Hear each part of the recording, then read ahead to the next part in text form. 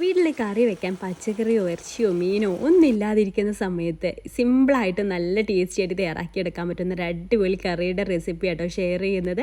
നമ്മൾ തയ്യാറാക്കിയെടുക്കുന്നത് ബപ്പടത്തിൻ്റെ കറിയാണ്. നിങ്ങൾ ബപ്പട എന്ന് വിചാരിച്ചിട്ട് നിസ്സാരാക്കി കളയരുത് കേട്ടോ, അടിപൊളിയാണ്. അപ്പോൾ 5 പപ്പടയാണ് എടുത്തിട്ടുണ്ട്. അത് ഇതുപോലെ ചെറിയ സ്ക്വയർ പീസായിട്ട് കട്ട് ചെയ്ത് എടുത്തിട്ടുണ്ട് കേട്ടോ. അപ്പോൾ ആദ്യം അതൊന്ന് നമുക്ക് പൊരിച്ചെടുക്കണം. അതിന് വേണ്ടിയിട്ട് ആദ്യം ഒരു പാൻ വെച്ചിട്ടുണ്ട്. ഈ ഒരു വെളിച്ചെണ്ണയാട്ടോ യൂസ് ചെയ്യുന്നത്. ഈ വെളിച്ചെണ്ണയിൽ തന്നെയാണ് നമ്മൾ പൊരിച്ചെടുക്കുന്നതും അത് റെഡിയാക്കി എടുക്കുന്നതും കേട്ടോ. അപ്പോൾ ഒരു 3 ടേബിൾ സ്പൂൺ വെളിച്ചെണ്ണ ഒഴിച്ചിട്ട് അതിലേക്ക് 2 ബാച്ചായിട്ട് ഇട്ടിട്ടാട്ടോ ഞാനിത് പൊരിച്ചെടുക്കുന്നത്. എല്ലാം കൂടെ ഒരുമിച്ചിട്ടാൽ പരസ്പരം ഒട്ടി പിടിക്കാനൊക്കെ ചാൻസ് ഉണ്ട്. അപ്പോൾ അതുകൊണ്ട് തന്നെ 2 ബാച്ചായിട്ട് ഇതൊന്ന് പൊരിച്ചെടുക്കുക. എന്നിട്ട് വേറെ പാത്രത്തിലേക്ക് മാറ്റുക കേട്ടോ. രണ്ടാമത്തെ ബാച്ചും ഇതേപോലെ തന്നെ പൊരിച്ചെടുക്കുക. അപ്പോൾ നമ്മൾ ശ്രദ്ധിക്കേണ്ട കാര്യം, ഒരുപാട് ഹൈ ഫ്ലെയിമിൽ ഇട്ട് കൊടുക്കരുത്. അപ്പോൾ എണ്ണ കരിഞ്ഞു പോകും, പിന്നെ നമുക്ക് റീയൂസ് ചെയ്യാൻ പറ്റില്ല. അപ്പോൾ അതുകൊണ്ട് തന്നെ ഒരു മീഡിയം ഫ്ലെയിമിൽ ഇട്ടിട്ട് വേഗം പൊരിച്ച് കോരിയെടുക്കുക കേട്ടോ. അപ്പോൾ അതാ ഞാൻ അതെല്ലാം പൊരിച്ചെടുത്തിട്ടുണ്ട്. ഇനി സെയിം പാനിൽ തന്നെ നമുക്കൊരു 1/4 ടീസ്പൂൺ കടുക് ചേർത്ത് കൊടുക്കാം. അതേപോലെ തന്നെ ഒരു 2 വറ്റൽമുളക് ഇതുപോലെ കട്ട് ചെയ്തിട്ട് അതും ഇട്ട് കൊടുക്കുന്നുണ്ട്. എന്നിട്ട് അതൊന്ന് ജസ്റ്റ് ഒന്ന് മൂപ്പിച്ചെടുക്കുക കേട്ടോ. കടുക് പൊട്ടി വന്ന ശേഷം വറ്റൽമുളക് ഇട്ട് കൊടുക്കുക. പിന്നെ 2 തണ്ട് കറിവേപ്പില ഇട്ട് കൊടുക്കുന്നുണ്ട്. ഇനി നമുക്ക് മെയിനായിട്ട് വേണ്ടത് ചെറിയുള്ളിയാണ്.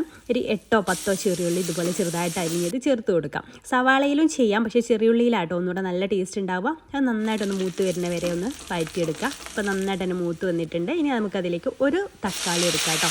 വലിയൊരു തക്കാളിയാണ് എടുത്തിട്ടുള്ളത്. ചെറിയ പീസായിട്ട് കട്ട് ചെയ്തിട്ട് ഇതുപോലെ ഒന്ന് വഴറ്റിയെടുക്കുക. അടച്ചു വെച്ചിട്ട് നമുക്കൊന്ന് വേവിച്ചെടുക്കാം. തക്കാളി നന്നായിട്ടൊന്ന് ഉടഞ്ഞ് വരട്ടെ. അപ്പോൾ അത് തക്കാളിക്ക് വെന്ത് നന്നായിട്ട് തന്നെ ഉടച്ചെടുത്തിട്ടുണ്ട് കേട്ടോ. ഇതുപോലെ ഒന്ന് ഉടച്ചെടുത്തിട്ടുണ്ട്. ഇനി നമുക്കിതിലേക്ക് പൊടികളൊക്കെ ഒന്ന് ചേർത്ത് കൊടുക്കാം. ഒരു 1/4 ടീസ്പൂണ് മഞ്ഞൾപ്പൊടി ചേർത്ത് കൊടുക്കാം. അതേപോലെ തന്നെ ഒരു ടേബിൾ സ്പൂണ് മുളക് പൊടി, 1.5 ടേബിൾ സ്പൂണ് മല്ലിപ്പൊടി കൂടെ ചേർത്ത് കൊടുക്കാം. മല്ലിപ്പൊടി 1.5 ടേബിൾ സ്പൂൺ തന്നെ എടുക്കണം കേട്ടോ. ഇതിലേക്ക് ഒന്നുകൂടെ കൂടുതൽ വേണ്ടത് മല്ലിപ്പൊടിയാണ്. എന്നിട്ട് ചെറിയ തീയിലിട്ടിട്ട് വേണം ഇതൊന്ന് റോസ്റ്റ് ചെയ്തെടുക്കുക. അതിൻ്റെയൊക്കെ ഒരു റോസ് സ്മെല്ല് മാറുന്ന വരെ ഒന്ന് റോസ്റ്റ് ചെയ്തെടുക്കുക. അതിനുശേഷം ആവശ്യത്തിനുള്ള വെള്ളം ചേർത്ത് കൊടുക്കാം. ഞാനിവിടെ 1.5 കപ്പോളം വെള്ളം ചേർത്ത് കൊടുക്കുന്നുണ്ട് കേട്ടോ. ഇതിലേക്ക് പപ്പടം ചേർത്ത് കൊടുക്കുന്നതനുസരിച്ച് വെള്ളം വറ്റി വരും. ആ പപ്പടം ഫുൾ വെള്ളം കുടിക്കും, ഉപ്പുള്ളതല്ലേ, അതുകൊണ്ട് തന്നെ. എന്നിട്ട് ഇത് നന്നായിട്ടൊന്ന് മിക്സ് ചെയ്തിട്ട് അടച്ചു വെച്ചിട്ടൊന്ന് തിളപ്പിച്ചെടുക്കാം. വെള്ളം നിങ്ങൾക്ക് 2 കപ്പ് വേണമെങ്കിൽ 2 കപ്പ് എടുക്കാം കേട്ടോ. ഞാൻ കുറച്ചൊരു ഗ്രേവി ടൈപ്പിലാണ് ഉണ്ടാക്കുന്നത്. ഒരുപാട് വെള്ളം വേണമെന്നുണ്ടെങ്കിൽ അതിനനുസരിച്ച് വെള്ളം എടുക്കുക.